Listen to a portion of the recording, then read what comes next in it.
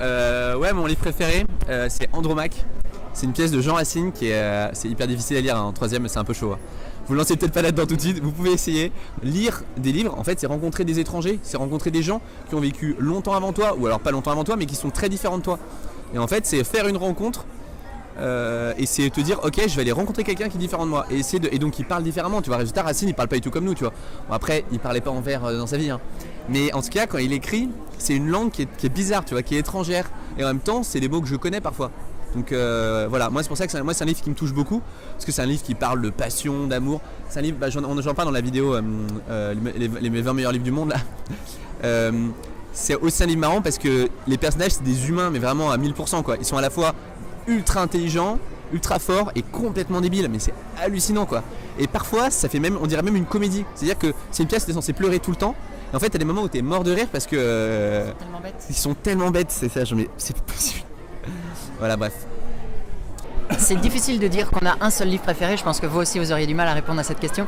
Mais moi, je dirais qu'un de mes livres préférés, c'est La vie devant soi, de Émile Ajar.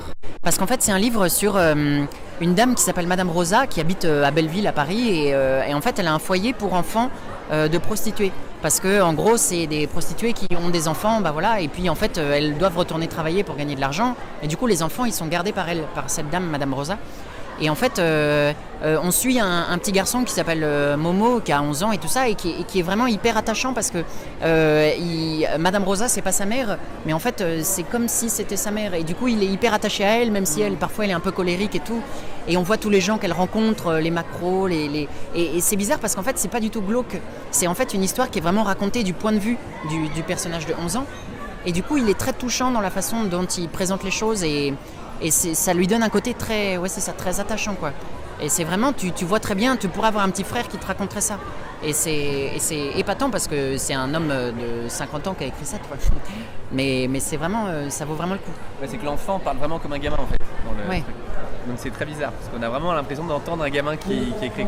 Ouais. C'est hyper marrant parce que, par exemple, il utilise plein de dictons, de proverbes, mais il les utilise mal. Parce qu'il croit que ça veut dire ça. Par exemple, les prostituées, il dit tout le temps c'est des femmes qui se défendent avec le cul. Et du coup, il a pas du tout l'image de ce qui se passe pour de vrai. Mais c'est normal parce qu'il a 11 ans. À 11 ans, on ne sait pas ce que c'est qu'une prostituée. Mais là, du coup, il a vraiment ce truc où en fait, on est vraiment dans son univers, quoi. Il a vraiment des images bizarres et qui sont assez touchantes.